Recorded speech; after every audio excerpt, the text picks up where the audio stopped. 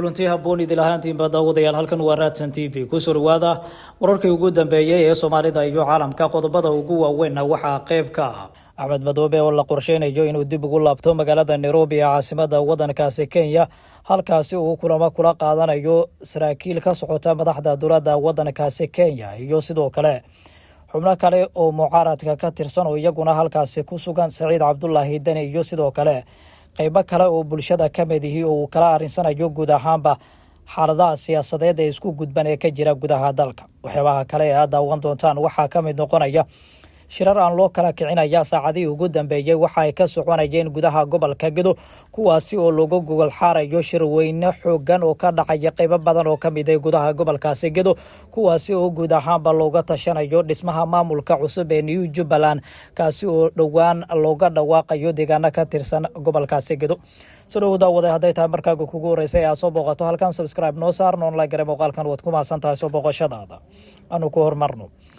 wararka laga helayo Jubbaland waxa ay ku waramayaan in madaxweynaha deegaanadaasi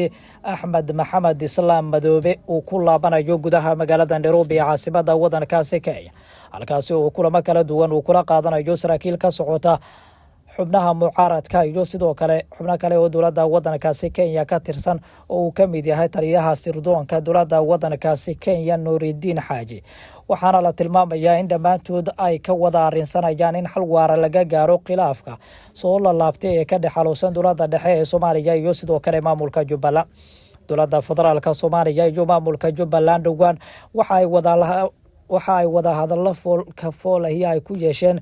gudaha magaalada Kismaayo kuwaasi oo ku soo dhamaaday guud ahaanba natiijo la'aan haddana waxaa la tilmaamayaa in mar kale loo gogol xaarayo wada hadallo kale oo dalka dibadiisu ay ku yeelanayaan madaxweyne Xasan Sheekh Maxamuud iyo sidoo kale madaxweynaha Jubbaland Axmed Maxamed Islaam Madoobe dhinacyadu waxaa la tilmaamayaa in guud ahaanba midka kale uu doonayo inuu ka shaqeeyo horumarinta wada hadalladaasi sida ay sheegayaan ila ka agdhow goobta waxaana la tilmaamayaa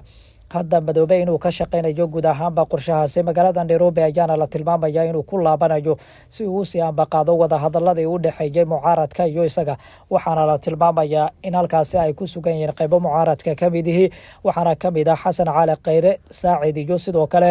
Cabdiraxmaan Cabdishakuur oo horay sidoo kale ay kulamo u yeesheen wararku waxa ay tilmaamayaan in sidoo kale halkaasi uu ku sugan yahay madaxweynaha deegaanada Puntland Saciid Cabdullaahi Dani oo isagana sidoo kale wada hadallada qaybka qorshahan waxaa la tilmaamayaa in la doonayo in lagu dhiso madashii hore loo ballan qaaday isla markaana waxaa la tilmaamayaa in wejiga koobaad ee wada hadalladu ay ka sii furmayaan gudaha magaalada Nairobi ee caasimadda waddankaasi Kenya sidoo kale wararku waxa ay tilmaamayaan in loo ballamayo wada hadallo kale oo iyaguna markaasi looga sii ambaqaadayo kuwii horey ay u yeesheen dhinacyada kuwaasi oo ka dhacaya magaalooyinka Garowe Kismaayo iyo Muqdisho waxaana la tilmaamayaa in dhammaantood looga arinsanayo sidii uu soo bixi lahaa mucaarad micno leh oo ay wajahdo xukuumadda talada joogta oo muddooyinkii ugu dambeeyay iyadu ka arinsanaysay kaliya waxa markaasi ay doonayso waxaa la tilmaamayaa isla markaana ay sheegayaan dadka oo dorasa arrimaha siyaasaddu inay marayso hadda xaaladda dalka meel khatar ah isla markaana ay u baahan tahay in laga badbaadiyo guud ahaanba haadaanta ay ka sii dhacayso guud ahaanba hanaanka maamul ee dalka waxaana la tilmaamayaa in tallaabadaasi ay tahay midda ugu muhiimsan ay tahay in maamulada ay ka shaqeeyaan isla markaana dowladda dhexe ay kala shaqeeyaan waxaana la tilmaamayaa isla markaana wararku ay sheegayaan in Nairobi ay martigelinaysa mucaaradkii ugu badnaa isla markaana looga arinsanayo xaaladaha siyaasadeed ee kala guurka ee dalka uu galayo waxaa sidoo kale halkaasi tagaya madaxweynihii hore ee Soomaaliya Maxamed Cabdullaahi Farmaajo iyo saraakiil kale kuwaas oo iyaguna qayb ka wada hadallada guud ahaanba lagu sii ambaqaadayo qorshaha mucaarad ee markaasi laga yegleelayo gudaha magaalada Muqdisho isla markaana looga dhawaaqayo talaabadan waxaa maalgelinaya wadamo shisheeye oo dhowr ah oo ay ku jiraan isutaga Imaaraadka Carabta iyo sidoo kale dowladda waddankaasi Itoobiya waxaana la tilmaamayaa adduun lacageed oo tirabeelahi in lagu bixinayo Saciid Dani iyo sidoo kale Madoobe ayaa qorshahaasi mucaaradka uga wakiila waxaana wararka la helayo ay tilmaamayaan in toddobaadyada soo aadan ay maangal tahay inay dib uga laabtaan magaalada Abu Dhabi oo ay dhowaan tageen halkaasi oo ay kulamo foolahi ay kula qaadanayaan madax ka socota dowladda waddankaasi isutaga Imaaraadka Carabta adduun lacageed oo la doonaya in lagu qalqalgeliyo amniga caasimadda Muqdisho iyo sidoo kale jiritaanka qarannimada Soomaaliya ayaana la tilmaamayaa in halkaasi laga soo qaadayo waana ujeedka ugu muhiimsan ee Imaaraadka Carabta uu ka leeyahay in arbushaad uu ka sameeyo gudaha dalka ka gadaal guud ahaanba maalmihii ugu dambeeyay oo wada shaqeynta dowladda Soomaaliya iyo isutaga Imaaraadka Carabta guud ahaanba meesha ay ka baxeen. waxay isku dayayaan guud ahaanba hadda in ay wax waliba ay ka dhigaan foodo isla markaana ay ka abuuraan gudaha dalka waxayna arintaasi u wakiilanayaan Madoobe iyo Dani oo iyaga guud ahaanba arintan uga wakiila marka laga yimaado mucaaradka kale. magaalada Nairobi ayaana la tilmaamayaa hadda inay martigelinaysa buuq siyaasadeed oo ay sameynayaan xildhibaanada mucaaradka oo badankood ku sugan halkaasi iyo sidoo kale madaxda maamul goboleedyada dalka iyo xubnaha mucaaradka oo iyagu halkaasi ku wada sugan waxaana dhammaantood ay ka wada shaqeynayaan sidii guud ahaanba loo yegleeli lahaa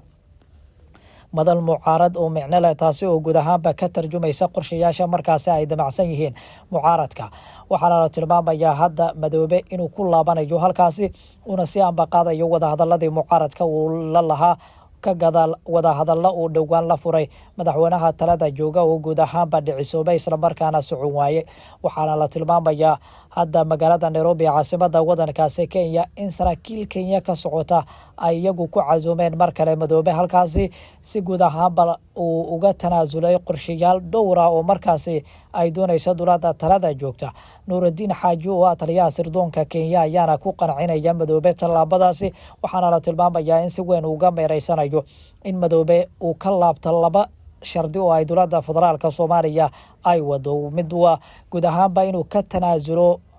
Axmed Madoobe doorashadii horaan uu qabtay isla markaana madaxweyne uu ku noqday. sidoo kale waxa ay doonaysaa dowladda federaalka Soomaaliya in Madoobe sidoo kale uu yimaado shirka golaha wadatashiga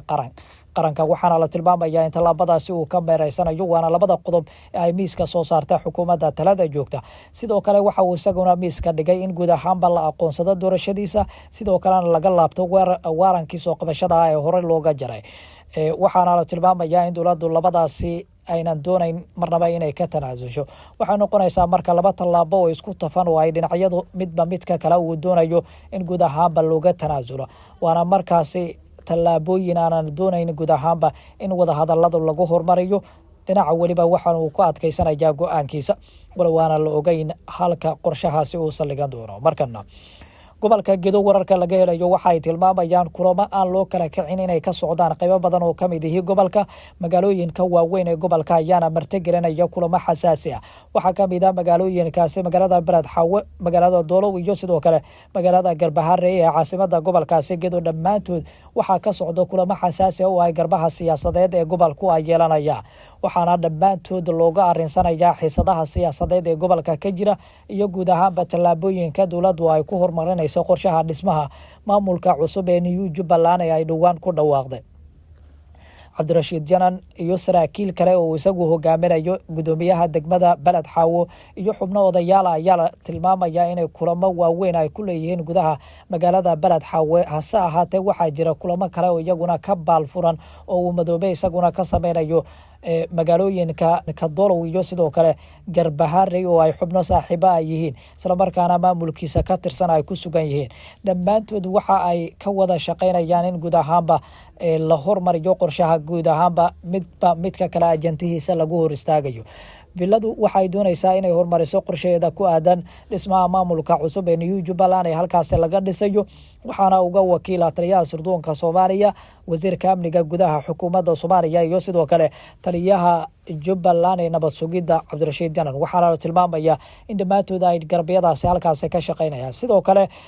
maamulka Madoobana waxa uga wakiila qorshahaasi in la hor istaaga guud ahaanba macallim waa gudoomiye ku-xigeenka amniga iyo siyaasadda maamulka gobolka Gedo iyo sidoo kale madaxweyne ku-xigeenka maamulkaasi Maxamuud Sayid Aadan. waxaana la tilmaamayaa in si weyn garbaha siyaasadeed mid waliba uu sameynayo abaabul u gooni ah isla markaana uga shaqeynayo arrimaha siyaasadeed ee isku tafan ee ka jira gudaha gobolka. waxaana la tilmaamayaa hadda gobolka inuu